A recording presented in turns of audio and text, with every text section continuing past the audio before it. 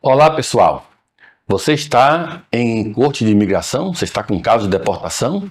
E está com medo da imigração deportar você de volta para o seu país? Fiquem ligados.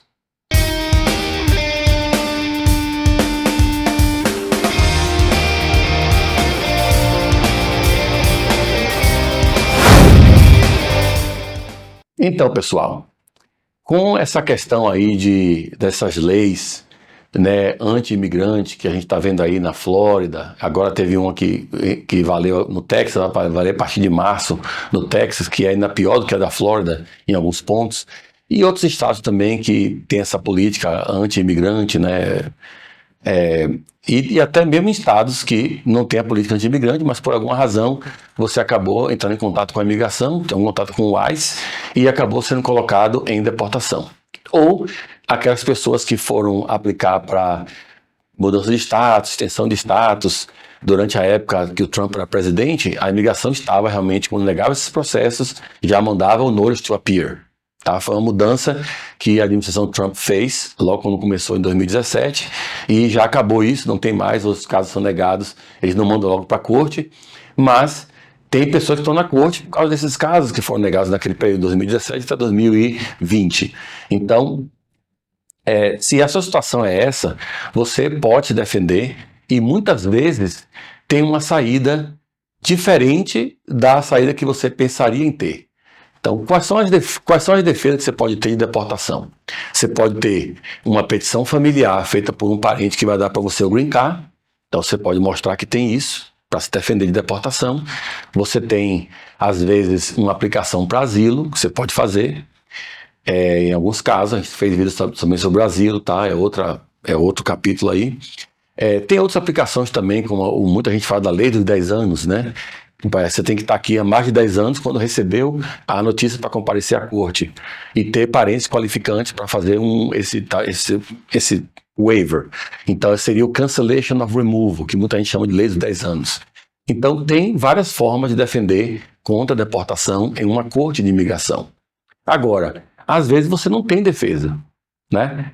O exemplo que a gente deu antes, a pessoa que entrou no país, pediu uma mudança de status para estudante, e a imigração negou por alguma tecnicalidade e já mandou o Notice to Appear para comparecer à corte, agora está você defendendo contra a deportação. Muitas vezes, como a administração atual mudou a regra do Prosecutorial Discretion, eu vou falar já o que é isso em alguns segundos, então você pode ter uma saída que não seja uma saída definitiva, mas que dá para você condições de esperar pela saída definitiva. Vou explicar o que é isso.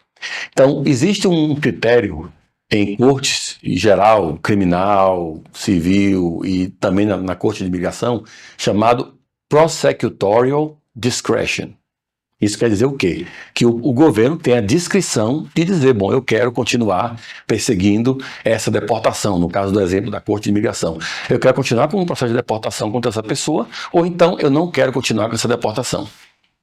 E por que a corte, por que o governo, os advogados do governo, os advogados que representam o Departamento de Justiça, ou melhor, desculpa, os advogados que representam o Departamento de Homeland Security, por que eles iriam não querer prosseguir um caso de deportação de uma pessoa que está aqui sem documento? Porque, da mesma forma que o governo Obama fez, o governo Biden está fazendo essa prosecutorial discretion no sentido de não priorizar os não criminosos. Então, já que não dá para deportar 12 milhões de pessoas, não tem material humano para isso, para deportar todo mundo, então vamos dar prioridade aos que cometeram crime. Então, se você é uma pessoa que está aqui, não tem nenhum crime, mas por alguma razão ficou ilegal, parou de estudar e a imigração mandou o NTA para você, para ir para a corte lá de imigração, para deportar. E você não tem nenhuma defesa, não tem nenhum parente, nada para fazer, nenhum processo pendente, nada. Você vai acabar sendo deportado, você vai chegar na corte de imigração, o juiz vai dizer, você está aqui, você é do Brasil, né? Sim. Você entrou no dia tal? Sim. Também você vai concordar com tudo isso. E você não tem nenhum documento para estar aqui? Sim, concordo também. Então você é deportável, de acordo com a seção da lei de imigração que aplica a sua situação. Então você é deportável. E agora qual é a sua forma de defesa? Não tem. Então, o que é que o governo Biden está fazendo para a pessoa nessa situação? Se você não tem crimes, você pode pedir prosecutorial discretion, ou seja, que o advogado do governo não queira continuar com a deportação. E as duas formas básicas que a gente tem visto de prosecutorial discretion são: a primeira é terminar o procedimento, dismiss the case. Então o caso desaparece da corte, como se nunca mais existisse, você fica aí da mesma forma que estava antes, fora de status, aguardando que passe alguma coisa, ou se casar com alguém de verdade e puder fazer o processo, tudo bem. O que acontecer no futuro, você vê aí, mas pelo menos você não tem que comparecer à corte para se defender de deportação. A segunda forma mais famosa, vamos dizer assim, de prosecutorial discretion é o administrative closure. Esse a gente prefere até pedir essa quando a pessoa tem um caso, por exemplo, de asilo ou cancellation or removal.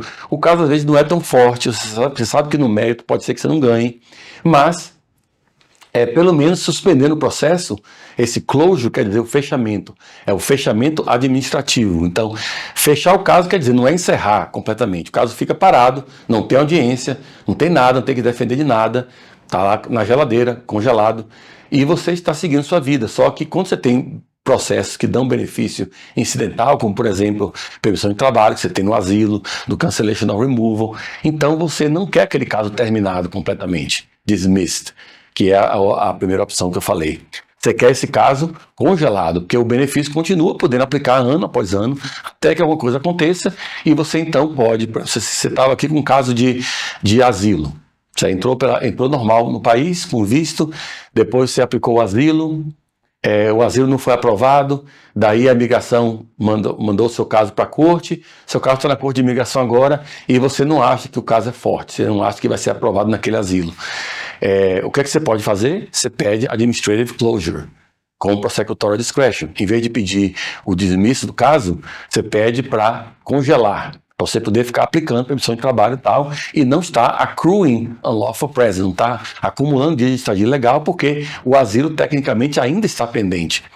E isso também dá a você a chance de, por exemplo, se você encontra um empregador que faça lá para você um EB3, um EB2, ou você pode fazer até um EB2 você mesmo, ou você se casa com um cidadão americano, nesse caso você pode pedir, fazer todo o processo e dependendo do caso, você pode pedir no começo já para reabrir esse caso, para depois terminar, no caso de você se casar com alguém, por exemplo, ou se é um EB2, um EB3, um caso de trabalho que você vai ter que fazer o processo consular depois, você pode levar todo o processo, aí quando estiver faltando pouco tempo para marcar sua entrevista no consulado, você então peticiona a corte para reabrir o caso, colocar de volta no calendário e ou terminar o procedimento de vez, ou você pedir saída voluntária ao juiz.